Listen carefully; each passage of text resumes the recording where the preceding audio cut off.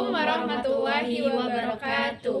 Perkenalkan, kami dari kelompok 4 praktikum di SD. Dan saya Sevia Selaulia. Di sebelah kanan saya ada Vira Selvi. Di sebelah Vira Selvi ada Sintiani. Dan di sebelah kiri saya ada Rizwan Mareta.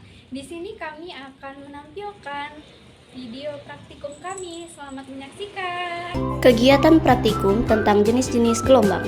Pada percobaan pertama, ujung selingki dipegang oleh teman dan ujung selingki lain dipegang oleh praktikan untuk digerakkan ke kiri dan ke kanan. Hasilnya terlihat menunjukkan adanya gelombang transversal, yaitu gelombang yang arah getarnya tegak lurus pada arah rambatan gelombangnya. Gerakan yang terjadi pada selingki ini merupakan demonstrasi dari gelombang transversal yang berbentuk seperti bukit dan lembah. Pada percobaan kedua, kita akan memasukkan karet gelang yang ditambahkan pada tengah-tengah selingki. Kemudian selingki digerakkan ke kiri dan ke kanan dengan cepat. Dari hasil percobaan kedua berikut, ternyata karet gelang tidak ikut berpindah tempat ke ujung selingki bersama rambatan gelombang. Karet gelang hanya bergetar bolak-balik di posisinya semula karena adanya energi yang merambat melalui selingki. Energi tersebut berasal dari usikan tangan praktikan saat ujung selingki digerakkan. Hal ini membuktikan bahwa gelombang hanya memindahkan energi sedangkan mediumnya tidak ikut berpindah. Selanjutnya, pada percobaan ketiga, dilakukan percobaan sama seperti percobaan pertama. Hanya saja selingki diganti dengan kabel listrik. Pada percobaan ini, hasilnya menunjukkan adanya perbedaan dengan selingki, di mana pada kabel listrik gelombang transversal sulit diamati atau hampir tidak terlihat. Pada percobaan keempat, dilakukan percobaan sama seperti percobaan kedua, hanya saja selingki diganti dengan kabel listrik dan ditambahkan karet pada tengah-tengah kabel. Hasilnya, karet gelang tetap diam di tempat dan tidak bergerak. Hal ini terjadi karena energi usikan dari tangan diredam oleh sifat kaku kabel listrik.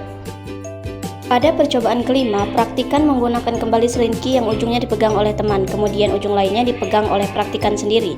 Selanjutnya, praktikan menggerakkan selingki ke arah depan dan belakang, maju atau mundur.